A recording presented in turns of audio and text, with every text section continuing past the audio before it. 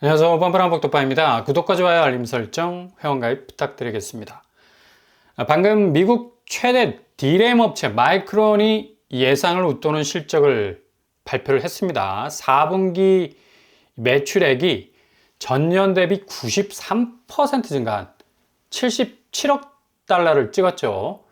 시장 예상치는 당초 76억 달러 정도 됐는데 예상치를 훌쩍 넘어가는 바람에 시장은 반색하면서 마이크론 주가가 급속도로 오르고 있는 상황인데, 일단 미국 주식장이 마감된 이후 시간 외 장에서도 14% 정도가 오르는 그런 모습을 보이고 있네요.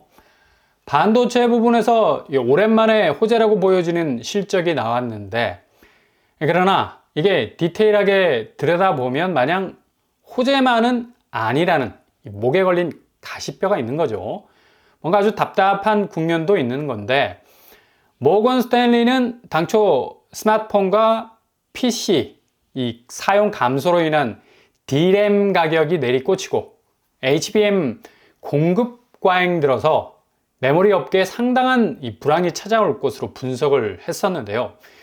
이걸 또 상쇄시키는 단기 실적이 또 나왔다는 거죠. 근데 모건 스탠리가 무슨 바람잡이나 인디언 기우제 하는 것도 아니고 반도체 시장을 한번 흔들어 볼 요량으로 이런 말을 한 게 아니죠. 당초 모건 스탠리가 이런 비관적인 전망을 내놓을 수밖에 없었던 실적 뒤에 가려진 이 불편한 질시를 찝고 있는 건데, 바로 단기적인 실적은 또 이렇게 치고 나갈 수 있는 지표가 흘러나올 수 있겠지만, 모건 스탠리 분석 보고서에서는 겨울은 항상 마지막에 웃는다 라는 아주 쎄한 문장 하나가 그냥 눈에 꽂히듯이 들어올 수밖에 없는 건데, 바로 반도체 사이클이 한 바퀴 도는 마지막 시점, 연말에서 내년 초로 넘어가는 지점에서 사단이 날 거라는 무슨 노스트라다무스 예언과 같은 일침을 날렸는데, 결국 공급 과잉이라는 수요를 오버하는 구조가 결국엔 반도체 시장의 발목을 잡을 거라는 예상. 결국엔 시장 평균으로 하향 조정이 될 수밖에 없고, 고점을 때린 이 반도체 주가 타겟팅, 결국 내려올 수밖에 없는 하산 수순으로 간다는 건데, 실제로 이런 모건 스탠리의 분석을 깨버린 오늘 마이크론의 또 반대되는 실적은 그동안의 비관론을 완전히 접어버린 모습으로 보이기도 하지만, 역시 구조적으로 장기적으로 볼 때 공급 과잉의 현실은 무시할 순 없다. 실제로 반도체 수요가 AI 부분에서 폭증할 것이라는 예상과는 달리 기술적인 재현이 이 기대만큼 따라와주지 못하고 있고, 이 체감적으로 산업 현장에서 엄청난 속도로 적용되지 못하고 있는 이 딜레이 현상은 결국 이 공급을 넘어서는 수요가 올 거라는 기대가 무너질 수도 있다는 위기감, 올 수밖에 없다는 얘기죠. 그래서 금융시장 한파의 이 주축이 될 수 있을 반도체 산업 분야의 겨울은 그렇게 공급 과잉으로 한파를, 겨울을 맞을 것이라는 전망도 오늘 나온 마이크론의 실적이 무색해질 만큼 상당히 뒤로 후퇴할 수 있다는 전망도 나오고 있는데요. 이런 분위기는 또 곧바로 미국 증시에서도 읽을 수가 있죠. 오늘 새벽에 나온 나스닥, 다우, S&P 500 지수 역시도 이런 심리를 고스란히 반영을 하고 있는 건데, 마이크론의 실적이 도드라졌다면 세 지수 모두 날개를 달아야 할 텐데, 오히려 다우존스는 S&P 500 역시도 하락 추세에 있는 걸 볼 수가 있죠. 나스닥만 끝판에 가서 겨우겨우 회복세를 보이면서 살짝 올라서는 모습을 보이기도 했습니다. 이렇게 기본적으로 증시에서는 침체에 대한 공포가 여전히 가시질 않고 있고, 단기적인 실적이 호재로 발표가 되었음에도 불구하고 장기적으로 볼 때는 반도체 시장이 그리 호락호락하지 않을 것으로 내다보는 심리가 지배적이어서, 이걸 계속해서 유지하고 있는 미국 증시는 자칫 큰 거 한 방 날아오면 고스란히 뭐 한 방 맞고 휘청거릴 수밖에 없는 그런 모습으로 전개가 될 가능성도 높다는 걸 알 수가 있죠. 오늘 한국 코스피 시장은 나스닥 분위기와는 달리 반도체 마이크론 호재가 터졌으니까 당연히 삼성전자와 하이닉스는 오르는 속도가 3.7% 그리고 9.2% 정도 지금 시각에 오르고 있는데요. 물론 자극을 받아서 오르고 있는 것으로 보이고요. 오히려 개인이 지금 내다 팔고 있죠. 결국 차익 실현으로 가려는 것 같은데 저점에 사들인 걸 이참에 단타로 차익 실현하자라는 모습으로 보이기도 하고 외국인들이 또 사들이고 있는 그런 상황입니다. 이렇게 반도체 업황의 단기적인 실적 하나가 전체 시장을 좌우할 만큼 결정적으로 작용하는 것도 한국 코스피의 핸디캡일 수 있는데 결국 내릴 때는 개미들이 미친 듯이 이 저가에 사들여서 살짝 터진 호재 때 주가가 오르게 되면 당연히 차익 실현을 위해서 내다 팔 수밖에 없는 주로 단타 위주로 가는 모습이 계속해서 반복되는 장이 나타나는 것을 볼 수가 있다. 이렇게 금융시장의 가장 큰 우려, 그러니까 잘 나가는 반도체 시장이 연말을 지나면서 내년 초까지 가면서 휘청거릴 수밖에 없다라는 그 핵심은 공급선에서의 문제라는 얘기죠. 그러니까 수요가 공급을 충분히 넘어설 수 있다고 말하지만 실제로 그 공급을 받쳐줄 만한 걸 필요로 하는 분야가 점점 줄어버린다는 건데 결국 이건 공급 과잉으로 갈 수밖에 없는 거고요. 이거 한국 부동산 시장하고 되게 비슷하지 않습니까? 시장에선 공급 부족으로 새로운 아파트를 빠른 시일 내에 찍어내지 못해서 오히려 집값이 오른다 하지만 실제로 구축 매매 시장에선 집값이 너무 올라서 그 집값을 받쳐줄 만한 수요가 따라주질 못하니까 자연스럽게 수요가 급격하게 줄어갈 수밖에 없고요. 당연히 공급은 시장에 넘칠 수밖에 없는 건데 늘어나는 매물량이 결국엔 공급 과잉이라는 아주 희귀한 말을 듣게 되는 겁니다. 신축 시장에선 건설업 업황 악화로 인해서 더 이상 공급이 원활하게 진행이 되지 못해서 내년부터 공급량이 극도로 줄어버릴 거라는 예상과 함께 집값이 강세로 갈 거라는 이 단편적인 그림을 내놓고 있지만 실제로 이게 거꾸로 매물이 남아 돌아가는 그러니까 거래선상에서 자꾸 미스가 나니까 구멍이 생길 수밖에 없는 거고 그러니 실제 매물량은 갈수록 증가폭을 더해가는데 서울 아파트 오늘자 매물량은 다시 8만 3천 건을 훌쩍 넘어섰습니다. 그만큼 지금 현 상황에선 수요가 없다는 얘기죠. 이거 아주 자연스러운 공급 과잉 상태로 전환이 되는 겁니다. 집을 마땅히 사줄 사람이 없는데 집을 내놔봤자 이게 해소가 안 돼.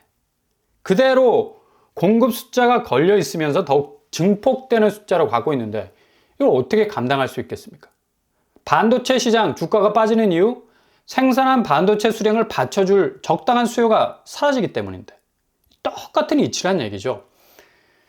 오히려 한국 부동산 시장은 생산성 면에선 상당히 우려가 되는 부분이 바로 모든 물건들이 꼬리표를 달고 있는 게 바로 막대한 부채라는 얘기죠. 대부분 자기 자본으로 산 물건들이 아니라 기본 은행 빚으로 집을 산 거라. 자산 가치 자체의 리스크가 상당히 큰 거라 볼 수 있고 이 상황에서 재화의 가치를 자꾸 들어 올리려 하는 호가 방어 가격을 포기하지 않으려 하는 장세가 견고하게 이어지고 있는 바람에 거래량은 더욱더 연말로 가면서 급격하게 떨어질 수밖에 없는 거죠. 단적인 예로 둔천주공의 재화 가치가 지금 최고가를 찍은 가격이 30평대 24억까지 입주권 가격이 치고 올라가 있는데 당장 액면가대로 보자면 분양가에서 엄청나게 오른 가격 아닙니까? 경제 논리로 따지자면 생산성은 거의 극대화된 거나 마찬가지입니다. 그러나 뜯어보면 리스크가 있는 게 대부분 입주하시는 분들이 대출을 물고 있어요. 일반 분양이 4,786가구인데 비율로 보자면 33% 수준이 대부분 잔금 대출을 받아야 되는 상황이고 12,000가구 역시도 이후에 집주인이 들어와 살기보다는 전세로 돌려서 보증금을 활용할 계획을 가지고 있는 건데 덜커덕 대출 규제라는 발목이 지금 잡혀버렸으니까 사전 점검 바로 다음 달부터입니다. 10월 초에 시행이 되는데 거의 입주가 되는 시점이 뭐 코앞에 다가온 거라 말할 수 있죠. 국민은행, 우리은행, 농협, 신한 조건부 전세자금 대출 취급을 일제히 중단하면서 세입자를 구해서 잔금을 치르려던 이 자금 조달 계획, 당연히 차질이 날 수밖에 없는 거죠. 당연히 급매로 나오는 물건들이 생길 수밖에 없는 형국이고, 둔촌주공에서는 이금융권에서 집단대출을 실행하려는 움직임도 보이고 있어서 앞으로 11월 입주를 앞두고 어떤 상황이 펼쳐질지는 아주 관심 있게 지켜봐야 할 대목이고요. 실제로 집값 자체가 이렇게 급매로 나오는 물건들로 인해서 상당 부분 또 영향을 받을 가능성도 있어 보이죠. 결국엔 지금 상황과 비슷하게 전개가 되는 호가 장세, 결국 가격표 바꾸지 않으면 거래는 지금 상황에선 선순환되지 않는다. 이게 가장 기본적인 부동산 시장에서의 현재 상황입니다. 아무리 매물을 그 가격에 내놔봤자 일단 뭐 수요가 말라버리게 되면 답이 없는 거죠. 아파트를 현금화할 수 있는 수단이 사라지게 되는 건데, 거래량 보면 8월 거래는 지난달 7월 거래 8,855건보다 훨씬 미치지 못하는 5,970건, 아마도 6,000건 중반에서 마무리가 되지 않을까 예상을 해볼 수가 있죠. 9월 거래량은 더욱 쪼그라들 가능성 높아 보이고요. 이렇게 수요가 갑작스럽게 줄어버리면 이 답이 없는 거예요. 아무리 둔촌주공이라는 신축도 대출 물고 있는 상황에서 규제까지 뭐 엎친 데 덮친 격으로 발목이 잡혀버리게 되면 이걸 헤쳐나갈 길이 없을 뿐만 아니라 가격 자체도 꼼짝도 하지 않고 그 수준에 머물러 있다면 뭐 완전히 사방이 막혀버리게 되는 상황이 발생할 수밖에 없는데, 그때 급매를 던질 수밖에 없는 상황이 터질 수가 있다는 얘기죠. 가격이 입주 시점에서 상당히 하향화될 가능성이 있다는 얘기고, 그러니 뭐 이 시국에 가장 중요한 이 가격, 집값에 대한 가격에 대한 이 기준점, 지금 집값 상황과 좀 분위기가 완전히 다른 가격을 확 꺾고 나오는 무순위 줍줍도 관심을 둘 수밖에 없는 상황인데, 5년 전 가격으로 하향화된 물량에 대해서는 좀 관심을 가질 수밖에 없죠. 바로 내일입니다. 27일 딱 하루 접수를 봤는데 이수 푸르지오 더 프레티움 5구제곱이 7억대, 이 방배동이 동작대로 사이를 두고 지척이라서 그 강남권이라 말해도 어색하지 않으리만큼 뭐 입지도 뭐 나름 괜찮은 것 같아요. 반면에 5년 전 가격이라서 좀 체크를 해볼 만 하고요. 전세를 주면 8억 5천 정도의 시세라 내 돈 한 푼도 들이지 않고 계약금 내고 이 전세를 줘서 계약금까지 회수가 가능할 수 있는 그런 여지도 있겠습니다. 자금 면에서 부담이 가지 않을 수 있는 또 장점이 있을 수 있고요. 입지도 뭐 방배동이 바로 옆이죠. 그리고 4호선과 7호선 더블 역세라는 입지 환경도 좀 괜찮아 보이고요. 현재 시세는 16억 정도고 호가는 거의 18억까지 치고 나오는 곳도 있는데, 아무튼 이 어려운 시국에서 한 번쯤 체크해 볼 만한 곳은 되기도 합니다.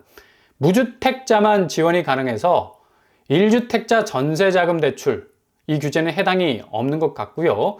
살벌한 경쟁률 조금 낮아질 수 있겠죠. 서울 거주자만 또 지원을 할 수 있어서 이것도 2차 필터링이 될 것 같습니다. 이런 무순위들도 5년 전 가격, 그러니까 2019년 가격대로 나오는 것들도 틈새 잘 살펴보시고요.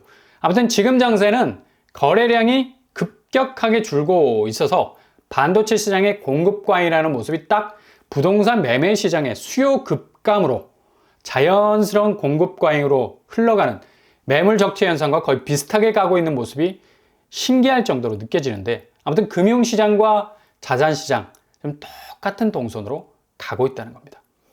잘 들여다보시고 기회를 잡으실 수 있길 바랍니다.